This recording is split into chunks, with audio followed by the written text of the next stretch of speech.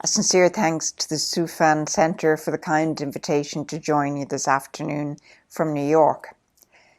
The principles that frame Ireland's approach to Security Council membership are building peace, strengthening conflict prevention, and ensuring accountability.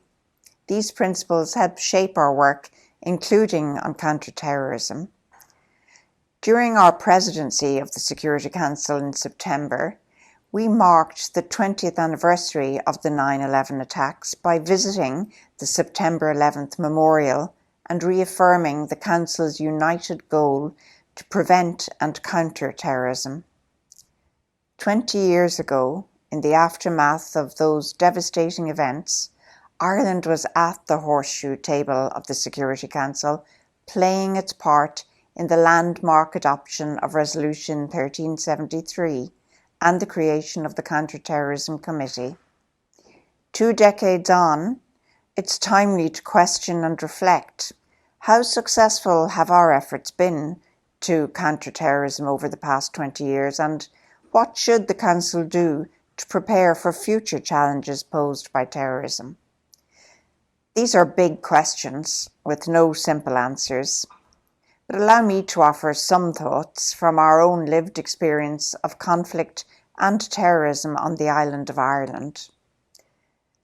Given the persistent roadblocks we encounter on other files across the Security Council agenda, we must acknowledge the Council's willingness to act on terrorism, and aside from some notable exceptions, to do so by consensus.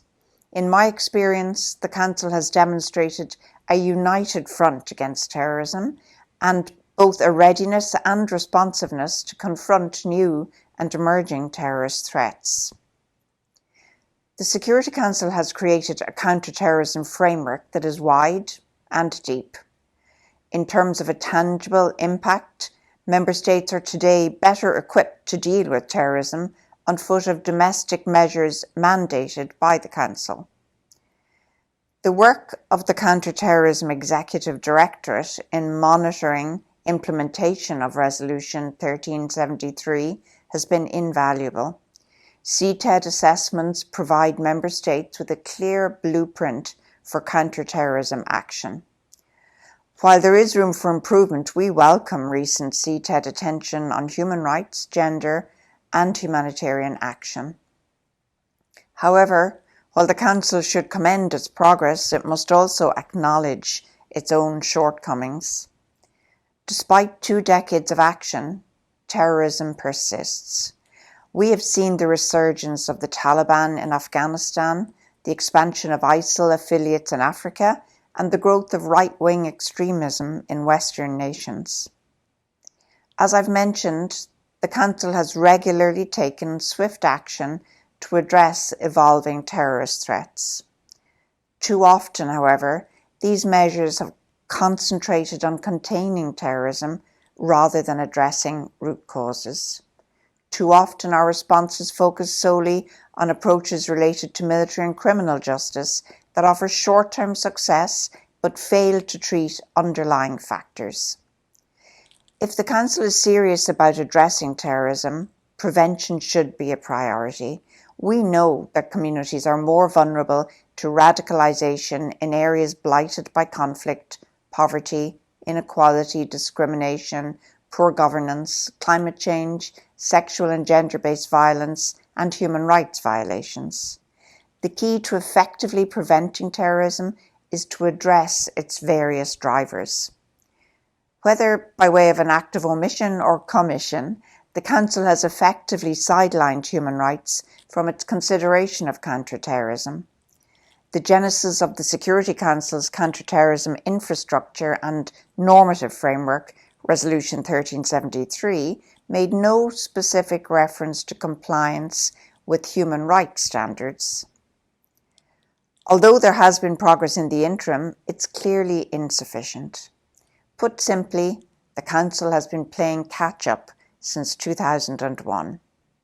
Measures adopted by states to counter terrorism have themselves often posed serious challenges to human rights.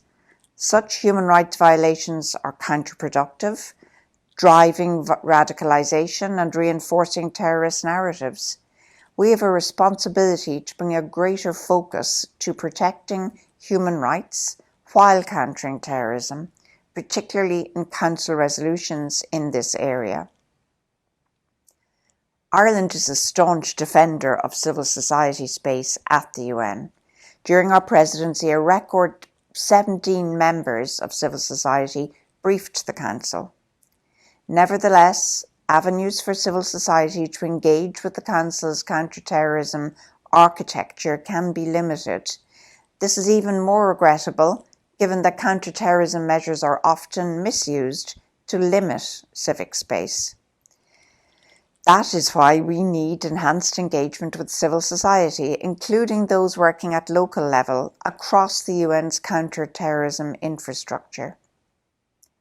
We are also deeply concerned about the impact of counter-terrorism measures on humanitarian access to populations in areas controlled by designated terrorist groups, including the criminalization of humanitarian actors.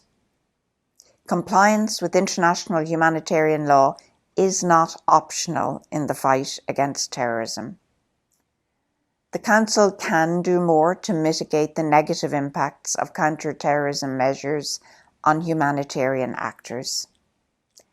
Ireland has long been a champion of the Women, Peace and Security agenda. For us, women, peace and security is personal. In Northern Ireland, we witnessed at first hand the powerful impact of women's participation in peace negotiations and peace-building processes. In an area dominated by men, the full, equal and meaningful participation of women in counter-terrorism processes is critical. Empowering women, ensuring they are at the counter-terrorism table, fundamentally disrupts the status quo for the better.